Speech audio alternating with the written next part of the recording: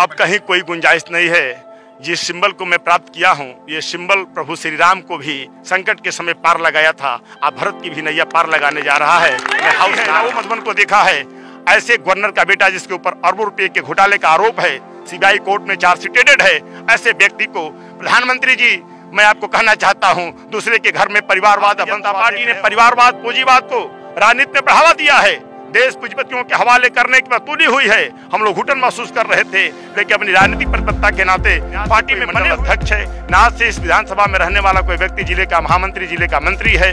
सभी कार्यकर्ता 500 की संख्या में 4 दिन पहले इस्तीफा दे। कमल मऊ जनपद में खिलने वाला कहीं नहीं है।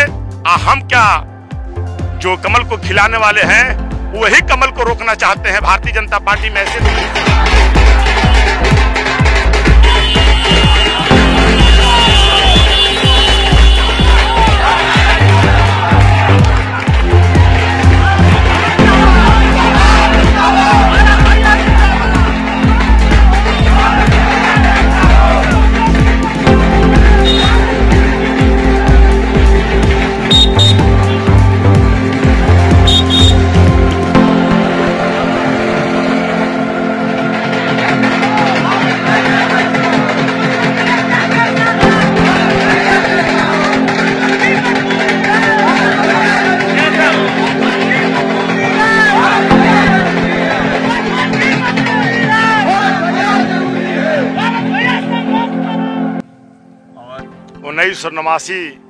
से लेकर 13 वर्ष की अवस्था में इस पार्टी की विचारधारा से जुड़ करके हम लोगों ने काम शुरू किया था। 1996 से आज तक विभिन्न पदों को दायित्वों का निवर्हन करते हुए 12 साल से विधानसभा मधुबन में, जो भारतीय जनता पार्टी की दृष्टि से आज़ादी में कभी जीतने वाली सीट, आज़ादी के बाद कभी जीतने वाली सीट नहीं थी, सबसे कमजोर सीट थी। उस सीट को मैंने अपने सेवा, समर्पण और 16 से 15 घंटा वर्किंग करके विधानसभा में रोज लाखों जनमानस में और हजारों यूथ के बीच में ले जाने का काम किया था।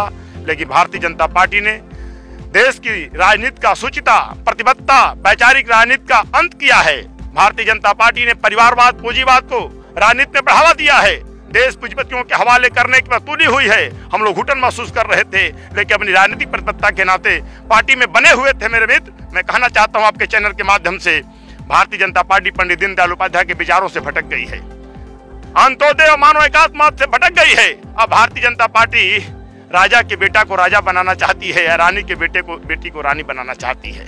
इस नाते मैं आपसे कहना चाहता हूं, लाखों जनमानस की भावनाओं, अपने हजारों कार्यकर्ताओं के साथ अब भारतीय जनता पार्टी का इस विधानसभा में न कोई बूथ प्रमुख है, न आज से कोई सेक्टर संयोजक है, न आज से कोई मंडल अध्यक्ष है, न आज से इस विधानसभा में रहने वाला कोई व्यक्ति जिले का महामंत्री, जिले का मंत्री है।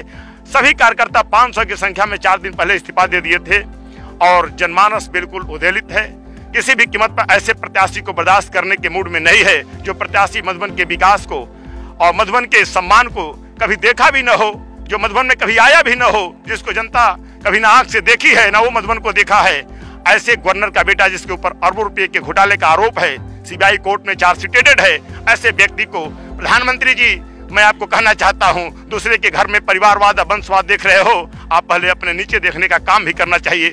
आप देश में सबसे बड़ी, दुनिया में सबसे बड़ी दल का नेतृत्व कर रहे हैं, आपको आदर्श प्रस्तुत करना चाहिए। आपको केवल भाषण नहीं, आपको इसको अमली जामा पहनाने की जरूरत है। वंशवाद और पूंजीवाद पर आप चोट न करके केवल ऊपर से बोल रहे हैं और नीचे से काम कुछ और हो रहा है। अच्छा, आपने निषाद पार्टी का ही क्यों चयन किया, क्यों नहीं किसी और पार्टी में आप गए? अनेकों पार्टियों का मुझे ऑफर आया है और भारतीय जनता पार्टी के बड़े नेताओं का सदन में भेजने का भरोसा आया है, लेकिन मैं जनता की अदालत से, मधुबन की इस देवतुल नागरिकों के आशीर्वाद से, अपने हजारों नौजवानों के संघर्ष से मैं सदन में जाना चाहता हूं। मैं पिछले दरवाजे से विधान परिषद और राज्यसभा में नहीं जाना चाहता हूं मेरे मित्र।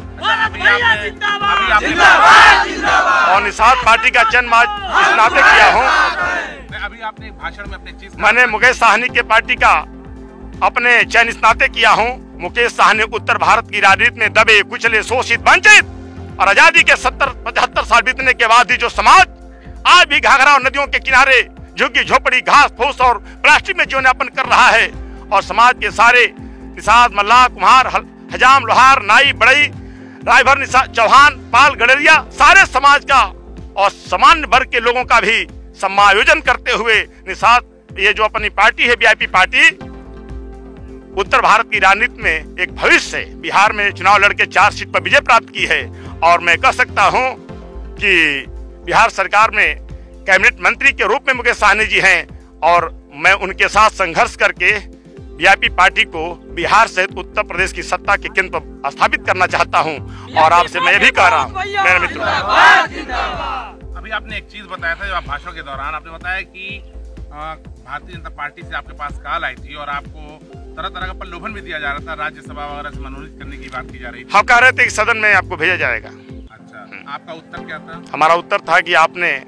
मुझे सदन में भेजने का जो भरोसा दिया है, ये भरोसा उस पूंजीवाद और परिवारवाद के लोगों को दिया होता जिसको जनता न देखी है न वो जनता को देखा है। मुझे जनता के माध्यम से सदन में जाना था, इस नाते यह सिंबल, यह भरोसा आप गवर्नर के बेटे को दे दीजिए, क्योंकि आप जिन्होंने मुझे फोन किया था वो भी बिहार के भारतीय जनता पार्टी के पूर्व प्रदेश और केंद्रीय मंत्री के बेटा थे, जो इस समय प्रभारी के रूप में काम कर रहे हैं उत्तर प्रदेश में। अच्छा, अंतिम सवाल आपसे है। तो मैंने कहा कि आपको राज्यसभा इसी नाते मिला है कि आप बड़े बाप के बेटा हैं, और मधुबन में टिकट भी इसी नाते मिला है कि वो गवर्नर का बेटा है, उनके पास कोई योग्यता नहीं है। इस नाते मैं आपके इस भरोसा को अस्वीकार करता हूं। मैं जनता के बीच से लड़ करके जाऊंगा।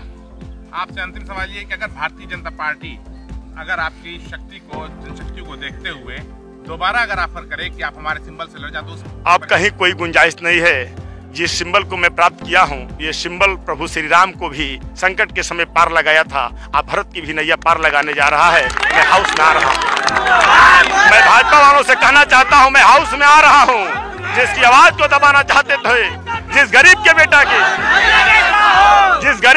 के लाखों जनमानस को आवाज को दबाना चाहते थे, वह आवाज लेकर मैं हाउस में आ रहा हूं। तेरे पूंजीवाद और वंशवाद की राजनीति का मैं बंटाधार करूंगा हाउस में आकर के।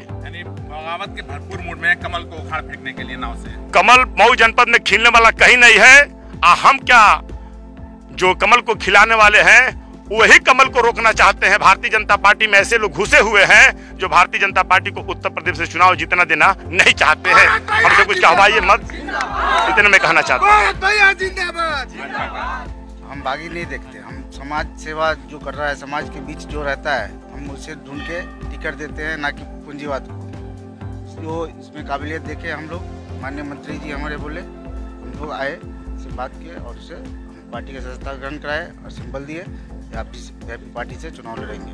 आपको नहीं लगता कि कहीं ना कहीं जिस सीट पर आप चुनाव लड़ा रहे हैं काफी मजबूत आदमी, बिहार के राज्यपाल के बेटे जो है वहाँ पर भाजपा के प्रत्याशी हैं, और ऐसे आदमी को चुनाव हराना, पहली बार आपने प्रत्याशी उतारा, वो भी भरत भैया पे भरोसा किया, क्या लगता है आपको कामयाबी मिल सकती है? बिल्कुल बिल्कुल, मुझे पूरा भरोसा है, ये सीट जरूर निकलेगी।